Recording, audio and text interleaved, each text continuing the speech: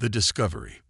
The star charts labeled it simply as DS-397, an unremarkable yellow dwarf with a system of 8 planets, most of them gaseous giants swirling with storms that had raged for millennia.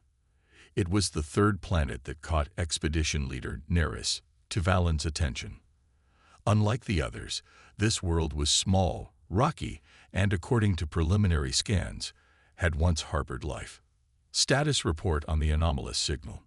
Neris commanded, her 6 digits tapping rhythmically against the polished surface of her command console. The bridge of the Eternal Seeker hummed with activity as her crew, all members of the Viridia Confederation's Deep Space Historical Corps, worked to pinpoint the source of the transmission that had brought them to this forgotten corner of the galaxy. Science Officer Tarn, a lanky centurion with iridescent scales that shifted from blue to green under the ship's ambient lighting, looked up from his console. The signal continues unabated, Expedition Leader. It's been broadcasting for approximately 43,782 standard years, plus or minus several centuries. Impossible, Security Chief Vorex growled, his thick brow ridges furrowing with suspicion. No power source could last that long without maintenance. And yet, here we are, Neris replied, rising from her seat to gaze at the main view screen. The blue-green world rotated slowly before them, its surface marred by deep scars, evidence of some ancient cataclysm. The question is not how, but why. Why would anyone create a beacon meant to last for tens of thousands of years? Orbital Analyst Leary, the youngest member of the crew with her pale violet skin still vibrant with youth, spoke up. Preliminary scans show evidence of extensive ruins across the northern continent. Whatever civilization existed here was highly advanced, possibly a Class 3 or even Class 4 society. Neris nodded thoughtfully. The classification system was straightforward. Class 1 societies had mastered their planetary environment. Class 2 had achieved interplanetary travel. Class 3 had developed interstellar capabilities, and Class 4. Class 4 civilizations were those rare few who had transcended the physical limitations of traditional spaceflight, capable of manipulating the very fabric of reality itself. The signal is strongest from here, Tarn said, highlighting a region along the planet's eastern coastline. It appears to be emanating from a heavily reinforced underground structure. Neris made her decision quickly. Prepare a landing party. Tarn, Leary, Vorex, you're with me. Let's see who's been calling for help for 40,000 years. The descent to the planet's surface was uneventful. Their shuttle cut through wispy clouds, revealing a landscape that had once teemed with life, but now lay silent under a blanket of encroaching vegetation. Nature had reclaimed what civilization had built, yet even through the overgrowth, the geometric precision of ancient cities was visible. Breathable atmosphere, Tarn announced as they landed in a clearing near the signal source. High nitrogen content, sufficient oxygen. Radiation levels slightly elevated but within safe parameters. Neris donned her expedition gear out of protocol rather than necessity. Stay alert. We don't know what's waiting for us. They followed the signal to what appeared to be a collapsed building, its entrance half buried under soil and tangled roots. Vorex took point, his muscular form tensed as he scanned for potential threats, but there was nothing to fear, at least nothing living. Look at this architecture, Leary whispered, her voice filled with awe. It's unlike anything in the Confederation database. The entrance led to a corridor that sloped downward, descending deep beneath the surface. Emergency lights flickered to life as they passed, responding to their presence after millennia of dormancy. Self-sustaining power system, Tarn observed, running his scanner over a wall panel. Quantum recirculation with crystalline storage matrix. Extraordinary. The corridor ended at a massive circular door, its surface etched with symbols none of them recognized. A single panel glowed faintly beside it. Some kind of security mechanism, Vorex said, examining the panel without touching it. Leary stepped forward, her expertise in ancient technologies making her the logical choice. It appears to be a biometric scanner, but it's been modified. I think it's designed to respond to any sentient life form. Cautiously, she placed her palm against the panel. The door shuddered, ancient mechanisms grinding to life. Slowly, it retracted into the wall, revealing a vast chamber beyond. By the first stars, Neris breathed. The chamber was a perfect sphere, its walls covered with display screens and control stations. At its center floated a pulsing orb of blue-white energy, suspended in a containment field that hummed with power. "That's our signal source," Tarn confirmed, his scanner chirping excitedly. "Some form of quantum entanglement transmitter. It's broadcasting across multiple dimensions simultaneously." But who built it? Leary wondered, approaching one of the control stations. And what were they trying to say? As if in response to her question, the screens around them flickered to life. Images appeared, cities filled with towering spires, vessels that sailed through the void between stars, beings that walked on two legs and gazed upward with eyes full of curiosity and determination. Humans, Neris realized. This was Earth, the homeworld of humanity. The images shifted, showing destruction on an unimaginable scale. Cities crumbling, planets shattering, stars going dark. A record of their final war. Vorex suggested, his usual gruffness tempered by the solemnity of what they were witnessing. "No," Tarn said, his voice hushed. "I don't think they were fighting each other. Look." The images had changed again. Now they showed the humans united, standing against something else, something that moved like living shadow, that consumed light and hope wherever it touched. "A message," Leary said suddenly, her fingers dancing across the control station. "There's a message encoded within the signal. I think I can extract it." The air in the center of the chamber shimmered, and a figure appeared, a holographic representation of a human female. She wore a uniform adorned with insignia none of them recognized, her face lined with weariness, but her eyes burning with fierce determination. "This is Admiral Helena Chen of the United Earth Defense Force," the figure began, her voice clear despite the passage of uncounted years. "To whoever finds this message, you are witnessing humanity's final testament." The Admiral's hologram looked directly at them, creating the uncanny impression that she had somehow known, all those millennia ago, exactly where her audience would stand. "We were not the first to encounter them, but we fought harder than any who came before. We called them the Void, entities from beyond the boundaries of conventional spacetime, drawn to sentient life like predators to prey. They do not conquer or enslave. They simply erase, removing all evidence that a species ever existed." Images flashed around the hologram, battles among the stars, desperate last stands on dozens of worlds. "We fought for 200 years. We sacrificed everything. Our home, our colonies, ultimately our very existence as a species. But in our final moments, we achieved something no other race had managed. We found their weakness." The Admiral's expression hardened, a fierce pride shining through her exhaustion. "This facility contains all of our research, all of our strategies, all of our technologies. Everything you need to continue what we started. The Void operates on a cycle. They feed, then they hibernate for tens of thousands of years before awakening to feed again. You are receiving this message because their hibernation is ending." Neris felt a chill run down her spine. Vorex's hand had moved instinctively to his weapon. "We couldn't save ourselves," the Admiral continued, "but we could save those who would come after. This is humanity's final gift to the universe. Use it well." The hologram flickered, then solidified one last time. "Remember us," Admiral Chen said softly. "Remember that when faced with extinction, humanity chose to stand and fight not just for ourselves, but for all life that would ever exist among the stars." The hologram faded, leaving the four explorers standing in stunned silence. Neris was the first to recover. "Tarn, begin copying all data from this facility to the Eternal Seeker." "Leary, I want a complete analysis of that quantum transmitter. Vorex, establish a security perimeter.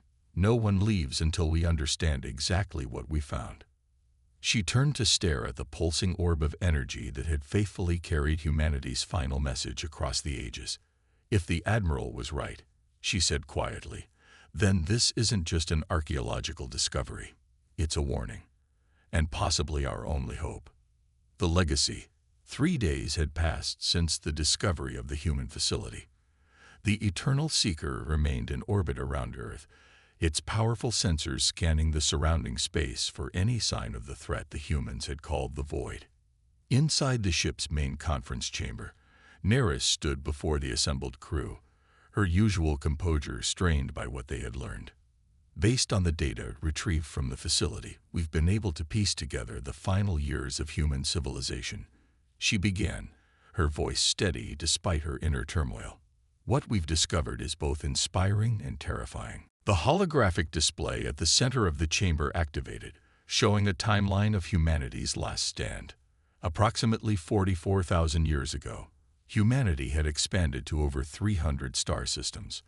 They were a Class 3 civilization on the verge of achieving Class 4 status when they detected an anomaly at the edge of their territory, a region of space where stars were simply disappearing. Tarn stepped forward, taking over the briefing. The humans sent exploration vessels to investigate. None returned. Eventually, they encountered the entities they named the Void, beings that exist primarily in dimensions adjacent to our own, capable of manipulating matter and energy in ways that defy conventional physics. "What do they want?" asked one of the sensor technicians, her voice barely above a whisper. "According to human records, the Void feeds on consciousness itself," Lyri explained, her youthful enthusiasm dampened by the gravity of their discovery. "They don't just destroy bodies or worlds. They consume minds, memories, the very essence of sentient beings. And they're drawn to advanced civilizations like predators to abundant prey." Vorex, who had been unusually quiet since their return from the surface, spoke up. "The humans fought back. They developed weapons that could affect cross-dimensional entities. They sacrificed entire star systems as traps. They even attempted to communicate with these things, to reason with them. But they lost," someone else said. Neris nodded grimly. "Yes, they lost. But not before they achieved something remarkable." She gestured, and a holographic display changed, showing schematics for a device of staggering complexity. They created this, the dimensional anchor, a technology designed to force the Void into our dimension, making them vulnerable to conventional weapons. "Did it work?" Vorex asked. "Partially," Tarn replied. "They'd managed to destroy several Void entities, but there were too many. In the end, Admiral Chen and the remnants of humanity made their final stand here at Earth. They deployed multiple dimensional anchors and engaged the Void in battle. The resulting dimensional disruption was catastrophic," Lyri continued. "It destroyed the Void forces, but at a terrible cost. Earth was devastated, and the few remaining humans were exposed to lethal levels of dimensional radiation. Knowing they were doomed, they built the transmission facility," Neris concluded. "They used their last reserves of energy to create a beacon that would survive them, that would warn others of the Void and provide the knowledge needed to fight them." Silence fell over the conference chamber as the crew contemplated the sacrifice of a species none of them had ever known. "According to human calculations," Tarn said finally, "the Void hibernation cycle lasts approximately 45,000 years." The implication hung in the air, unspoken but understood by all. If the humans were right, the Void would be awakening soon. "We need to bring this information to the Confederation Council immediately," Neris decided. "Prepare for immediate departure." As the crew dispersed to their stations, Lyri approached Neris privately. "Expedition leader, there's something else in the human data that I think you should see." Neris followed Lyri to her research station, where a complex set of calculations filled the display screen. "The humans didn't just create weapons against the Void," Lyri explained, her voice hushed with excitement. They were working on something far more ambitious, a method to detect and communicate with other dimensions entirely. They called it the bridge. To what end? Neris asked, studying the equations that were beyond even her considerable understanding. They believe that just as there are predatory trans-dimensional entities like the Void, there might also be benevolent ones, beings that could help us fight the threat. Neris considered this. Were they successful? I don't know, Lyri admitted, but the final entries in their research logs suggest they were close to a breakthrough. And she hesitated. Go on, Neris encouraged. Some of the energy readings we're detecting from the quantum transmitter don't match the expected pattern. There's something else there, something embedded in the signal itself. It's as if. As if what? Lyri looked up, her eyes wide. As if the signal isn't just a recording anymore, as if something is actively modifying it. Before Neris could respond, the ship's alarms blared to life. She rushed to the bridge, Lyri close behind. Report, she commanded as she took her station. Massive energy spike detected at the edge of the system. Tarn reported, his scales shifting to an anxious purple. Configuration matches the human records of void manifestation. They're here, Vorex said simply, his hand already on his weapon, though he must have known it would be useless against such an enemy. Prepare for immediate departure, Neris ordered. Set course for Confederation space. Wait, Lyri cried. The quantum transmitter. It's changing frequency. It's responding to the Void's presence. On the main view screen, they watched as a patch of space seemed to fold in on itself, darkness spreading like spilled ink across the stars. But at the same moment, the blue-green world beneath them began to glow with an inner light that pulsed in time with the quantum transmitter. What's happening? Neris demanded. I don't know, Tarn admitted, frantically checking his instruments. The energy readings are off the scale. It's as if. He never finished his sentence. The darkness that had been spreading across the stars suddenly recoiled, as if struck by an invisible force. The planet below pulsed once more, brighter than before, and a beam of pure energy shot from its surface directly toward the encroaching void. When the light faded, the darkness was gone. The void entity has been destroyed, Tarn said incredulously, checking and rechecking his sensors, or perhaps banished back to its own dimension. I can't detect any trace of it. The quantum transmitter, Lyri breathed. It wasn't just a warning system, it was a trap. Understanding dawned on Neris. The humans knew they couldn't defeat all the void entities, so they sacrificed themselves to create a beacon that would simultaneously warn other species and lure the first awakening void to Earth, where their technology could destroy it. A final act of defiance, Vorex said, something like respect in his gruff voice. They refused to go quietly into extinction. No, Neris corrected him gently. A final act of protection. They didn't just fight for themselves. They fought for every species that would come after them. For us. She turned to face her crew, determination hardening her features. We will take this knowledge to the Confederation, but we will do more than just warn them. We will carry on what the humans started. We will prepare. The Eternal Seeker broke orbit, leaving the ancient human homeworld behind. But as they prepared to enter hyperspace, one of the sensor technicians called out in alarm. Expedition leader, I'm detecting an energy signature from the planetary facility. It's transmitting something directly to our ship. On screen, Neris commanded. The main view screen flickered, and to everyone's astonishment, the hologram of Admiral Chen appeared once more. But this time, she seemed different, more alert, more present. Your ship has been recognized as non-hostile, the hologram said. Secondary protocols activated. Is this another recording? Vorex whispered. Lyri shook her head, her eyes wide. I don't think so. I think it's responding to us in real time. Identify yourselves, the hologram requested. Neris stepped forward. I am Expedition Leader Neris Tavalin of the Viridia Confederation, Deep Space Historical Core. We discovered your transmission and have witnessed your battle against the void entity. The hologram seemed to study her, then nodded. Cross-referencing with known species database. Viridia Confederation not recognized. Likely post-human civilization. Timeline consistent with projected extinction event, plus 43,782 years.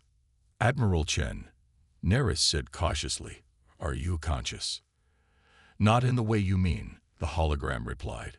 "I am an artificial intelligence based on the neural patterns of Admiral Helena Chen."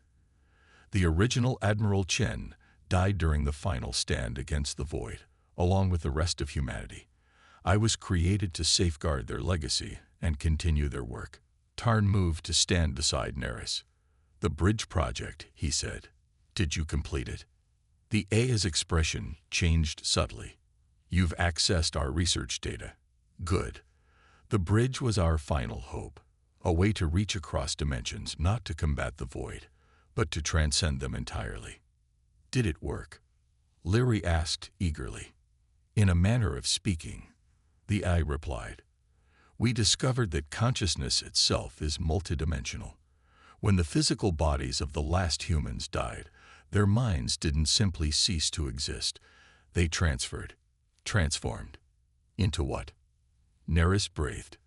The hologram smiled. "Into guardians.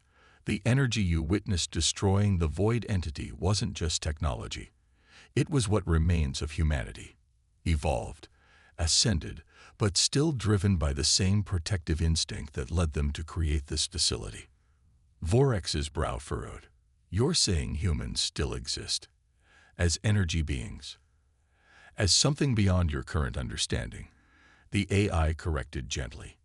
"They exist in a state between dimensions, able to perceive the void and counter their incursions.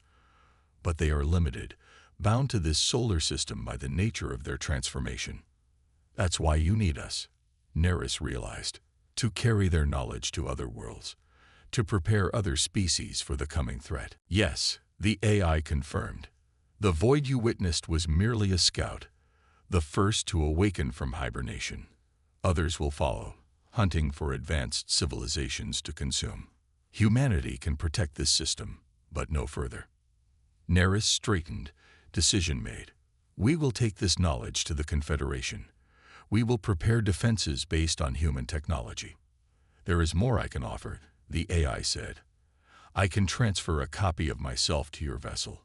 I contain all of humanity's knowledge, their history, their achievements and failures. I can help your people understand what they face, and perhaps in time, help you achieve what humanity did. The bridge is not closed to you." "You're suggesting we could also ascend?" Tarn asked, his scientific curiosity evident. "It is one path among many," the Eye replied. "Humanity chose it out of necessity, but your civilization may find another way. What matters is that life continues, that consciousness endures in spite of the darkness." Neris looked to her crew, seeing a mixture of awe, fear, and determination on their faces. "We accept your offer, Admiral. The Viridia Confederation will honor humanity's sacrifice by continuing their fight." As preparations began to transfer the AI to the Eternal Seeker's systems, Neris stood alone at the viewscreen, gazing upon the blue-green world that had once been humanity's cradle. In the depths of space, where stars lived and died and civilizations rose and fell, it was rare to find such selflessness. A species willing to transform itself into eternal guardians, not just for its own survival, but for the protection of all life to come. "We will remember you," she whispered, "just as you asked. We will remember that when faced with the end, humanity chose not extinction, but transcendence, not surrender, but eternal vigilance." In response, a gentle pulse of blue-white energy emanated from the planet, washing over the ship like a blessing. The transfer complete, the Eternal Seeker turned away from Earth and accelerated to hyperspace. As the stars blurred around them, Neris felt a profound sense of purpose settle over her. They carried with them not just a warning about the void, but something far more precious, humanity's final gift to the cosmos, hope in the face of darkness, defiance in the face of extinction. And somewhere, in the space between dimensions, the ascended consciousness of humanity continued its vigil, the silent protectors of a universe that had already forgotten them. Until now. As the eternal seeker raced toward Confederation space, a new presence made itself known in the ship's computer systems. The AI version of Admiral Chen interfaced with their technology, upgrading systems and providing insights no Viridian scientist could have conceived. Your Confederation encompasses over 70 star systems, the AI observed, reviewing the star charts. Impressive, but still vulnerable. The void will be drawn to such a concentration of consciousness. How long do we have? Neris asked, studying the tactical projections the AI had created. Based on historical patterns, I estimate the main void awakening will begin within 50 standard years. The scout we encountered was merely the first tremor before the earthquake. Vorex frowned. 50 years is hardly enough time to prepare defenses for 70 systems. Then we must be strategic, the AI replied. Humanity defended 300 systems with far less warning. The key is not to fight the void everywhere, but to understand their patterns and create targeted defenses. Leary, who had been studying the bridge project extensively, looked up from her console. Admiral, the data suggests that humanity's ascension was partly a biological adaptation to dimensional radiation. Our physiology is different. Would the same transformation be possible for Viridians? The AI's holographic form seemed to consider this. Unknown. The process was specific to human neurophysiology. However, the principles may be adaptable, with sufficient research. That's not our immediate concern, Neris interjected. First, we must convince the Confederation Council that this threat is real, that the legend of a long-extinct species called humanity has left us both a warning and the means to survive it. Tarn, who had been uncharacteristically quiet, finally spoke. What if we could prove it? Not just with data or historical records, but with something undeniable. What do you propose? Neris asked. The Admiral mentioned that humanity's ascended form is bound to their solar system. But what if we could establish a direct communication link, a way for the Council to witness what we've seen? The AI's expression shifted to something like approval. It may be possible. The quantum transmitter operates across multiple dimensions. If we could construct a receiver based on its principles, then we could bring humanity's voice to the Council directly. Neris finished. Not just their warning, but their presence. For the first time since they'd left Earth, hope flickered in Neris's heart. Not just the desperate hope of survival, but something stronger. The hope of connection, of alliance across the gulf of extinction itself. The Viridia Confederation had always considered itself alone in the cosmos, the sole inheritors of a universe where other sentient species were either primitive or long extinct.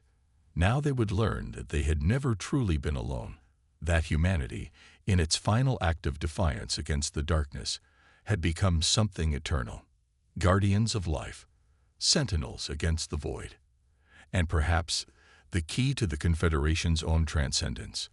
As the eternal seeker sped through hyperspace, carrying its precious cargo of knowledge and hope, the stars themselves seemed to watch, silent witnesses to the continuing legacy of a species that had refused to go gently into oblivion.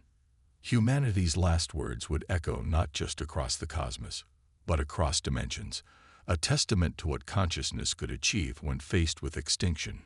Not an end, but a transformation. The fight would continue. And this time, the void would face not just one species standing alone against the darkness, but an alliance spanning death itself. The ancestors were watching, and they had taught their children well.